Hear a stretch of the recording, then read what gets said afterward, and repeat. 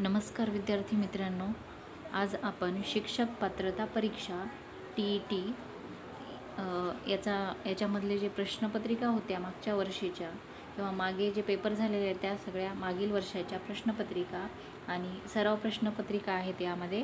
तर हे पेपर क्रमांक 1 यामधला पहिला जो विभाग आहे किंवा भाग आहे बालमानसशास्त्र व अध्यापनशास्त्र याचे आपण सगळे प्रश्न आणि उत्तरं पाहणार आहोत. फक्त बालमानसशास्त्र आणि अध्यापनशास्त्राचे सगळ्या जे सराव प्रश्नपत्रिका आहेत त्याचे उत्तर आपण पाहू.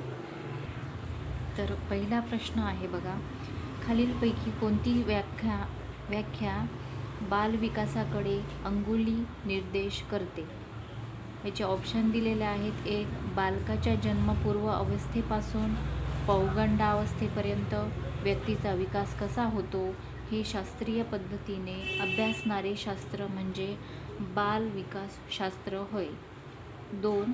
बालविकास गर्भधारणेपासून पौगंडावस्थेपर्यंत बालकाची वाढ आणि विकासाचा अभ्यास करणारी स्वतंत्र अशी शाखा आहे.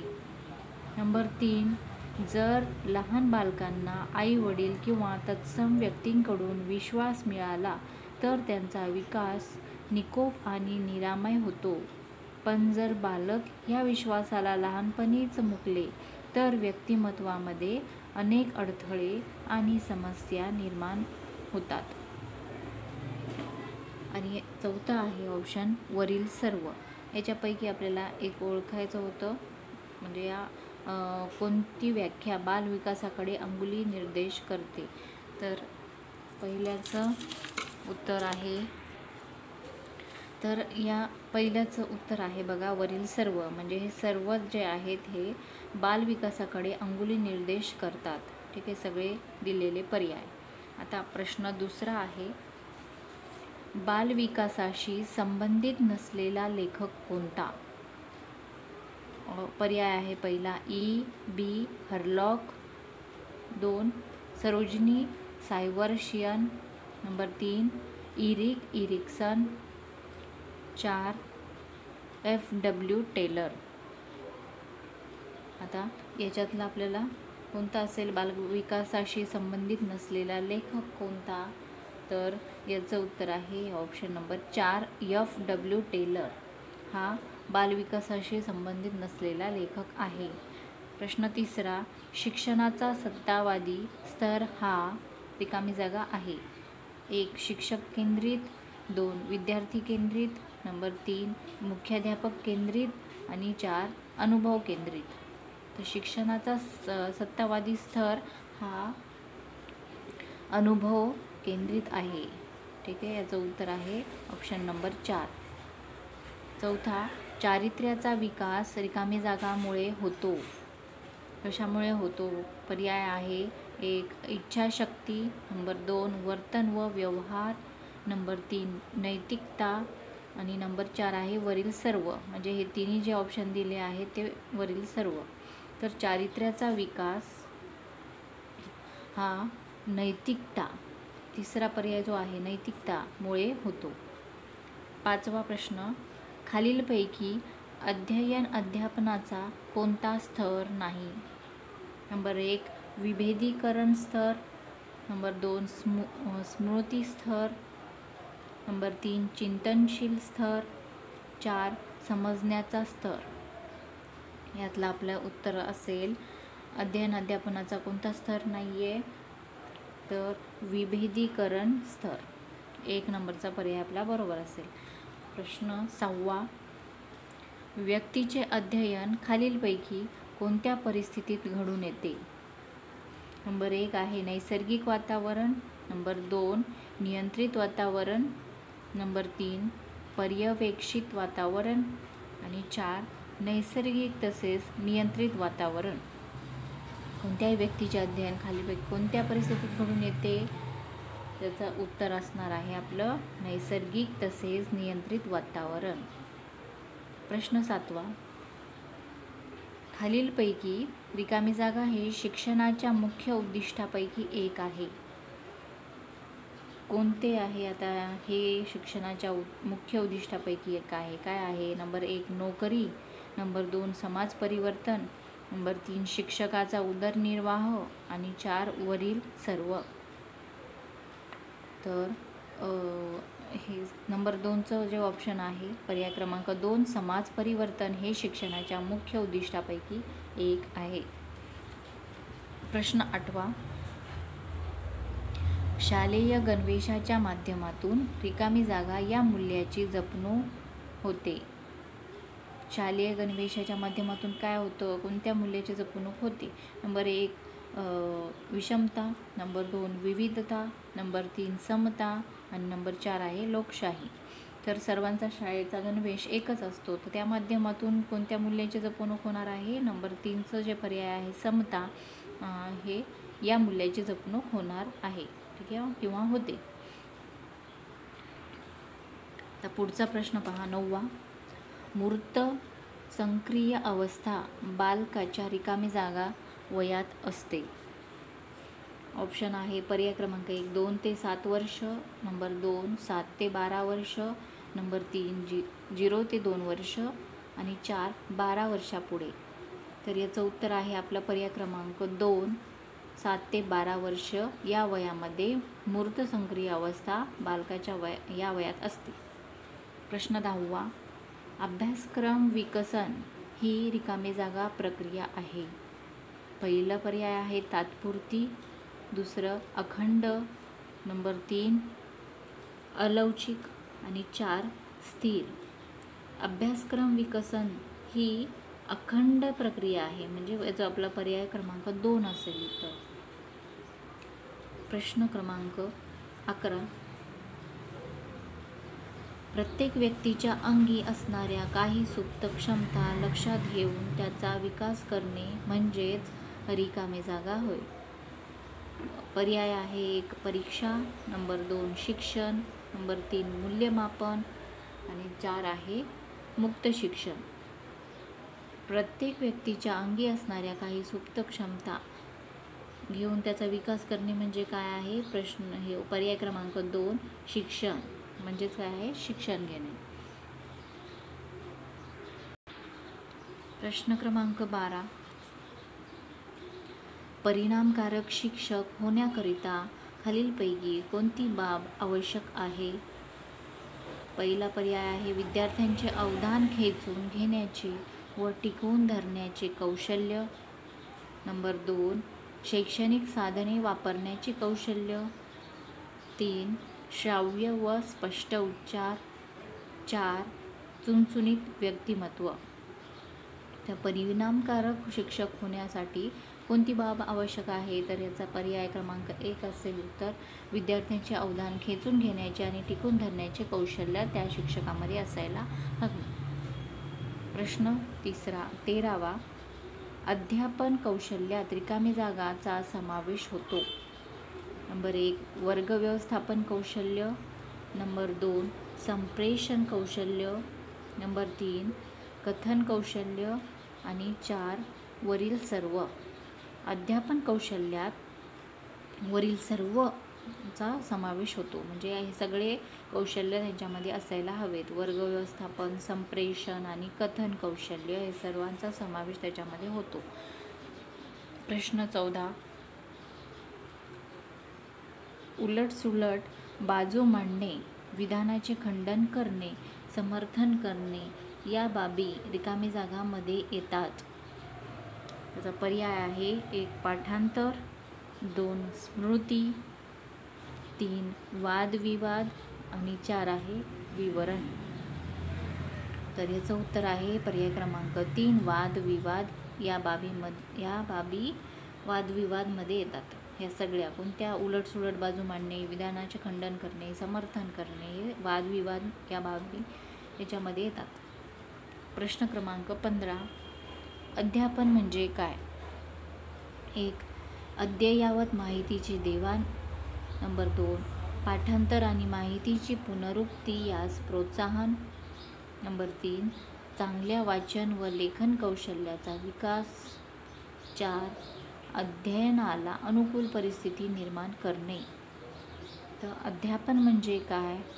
याचा पर्याय 4 असेल. अध्ययनाला अनुकूल परिस्थिती निर्माण करणे म्हणजे अध्यापन होय. प्रश्न 16वा. राष्ट्र विकासासाठी पुढे रिकामी जागा दिलेली आहे, म्हणजे याच्या पुढचं आपल्याला वाक्य कंटिन्यू करायचं आहे. तर याचं पहिलं पर्याय, भविष्यात शिक्षणातील गुंतवणूक वाढवावी. नंबर 2, भविष्य काळात शिक्षणातील गुंतवणूक कमी करावी. 3, शिक्षणावरील खर्च निर्धारित करावा. आणि 4 आहे, केंद्राच्या मर्जीनुसार योजना आखाव्यात. राष्ट्र विकासासाठी पर्याय क्रमांक 1 असेल, भविष्यात शिक्षणातील गुंतवणूक वाढवावी. प्रश्न क्रमांक 17. शिक्षणाने व्यक्तीचा सर्वांगीण विकास साधला जातो, पण सध्याच्या शिक्षण पद्धतीत मात्र फक्त रिकामी जागाचा विचार केला जातो. 1 आहे पर्याय बौद्धिक विकास. नंबर 2चा पर्याय भावनिक विकास. 3 नैतिक विकास. आणि 4 शारीरिक विकास. तर याचं उत्तर आहे पर्याय क्रमांक 1, बौद्धिक विकासचा विचार केला जातो. 18वा प्रश्न आहे, रिकामी जागा ह्या द्विध्रुवात्मक शिक्षण पद्धतीतील पायऱ्या आहेत. पहिला पर्याय आहे प्राथमिक शिक्षण. नंबर 2 माध्यमिक शिक्षण.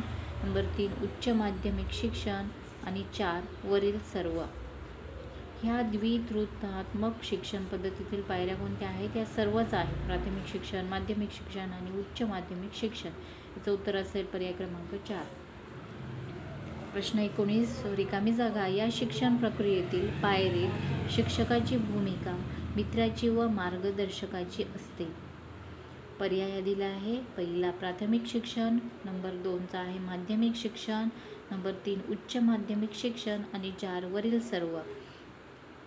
तर या पायरीत शिक्षकाची भूमिका मित्राची मार्गदर्शकाची केव्हा असते? जेव्हा उच्च माध्यमिक शिक्षण असते तेव्हा, म्हणजे पर्याय 3 याचा उत्तर येईल. तर प्रश्न क्रमांक 20. पूर्व प्राथमिक शिक्षणाचा कालावधी साधारणपणे रिकामी जागा असतो. 1 पर्याय 2.5 ते 6 वर्ष. नंबर 2 5 ते 8 वर्ष. नंबर 3 5 ते 10 वर्ष. आणि 4 आहे 3 ते 7 वर्ष. तर पूर्व प्राथमिक शिक्षणाचा कालावधी पर्याय क्रमांक 1 2.5 ते 6 वर्ष हा असतो. प्रश्न क्रमांक 21.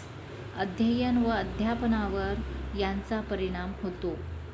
पर्याय क्रमांक 1 आहे शारीरिक घटक. नंबर 2 आहे सामाजिक घटक. नंबर 3 परिसरीय घटक. आणि 4 वरील सर्व. तर अध्ययन अध्यापनावर या सर्वांचाच परिणाम होत असतो. शारीरिक घटकाचा, सामाजिक आणि परिसरीय घटक या सर्वांचा परिणाम होतो, म्हणून याचं उत्तर पर्याय क्रमांक 4. प्रश्न 22. वर्गात जेवढे विद्यार्थी कमी असतील तेवढे चांगले. कारण काय आहेत? पर्याय दिलेले बघा. 1 अध्यापन परिणामकारक होण्यास मदत होते. नंबर 2 प्रत्येकावर नियंत्रण ठेवता येते. नंबर 3 प्रत्येकाच्या समस्या समजावून घेता येतात. आणि नंबर 4 हजेरीला कमी वेळ लागतो व स्टेशनरीची सुद्धा बचत होते. तर यातलं कोणतं असेल बघा? वर्गात कमी विद्यार्थी असतील तेवढं चांगलं का? कारण पर्याय क्रमांक 1 मध्ये जे दिलेत ऑप्शन ते आहे 1, 2 व 3. म्हणजे हे 1, 2, 3 असलेलं कोणतं आहे ते पाहायचं. पहिल्या पर्यायामध्ये हे 3 आहेत.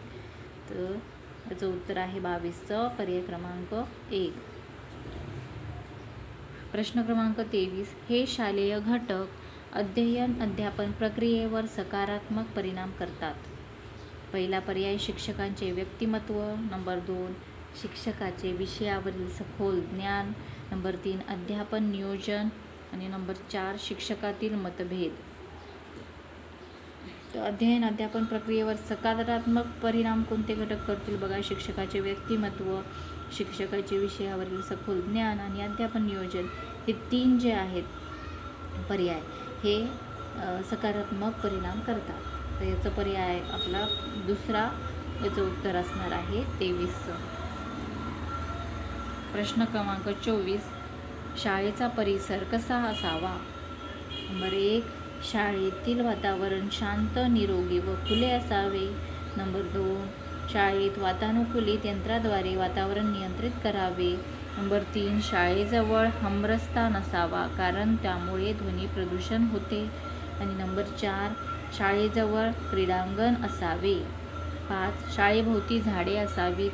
6, शाळेभोवती झाडे नसावीत. याचे हे जे पर्याय दिले आहेत त्याच्यापैकी किती पर्याय आपले बरोबर असतील किंवा कोणते कोणते असायला हवेत हे आपल्याला याच्या पुढच्या याच्यामध्ये दिले बघा. 1 नंबरमध्ये 1, 2, 3, 4 आहे.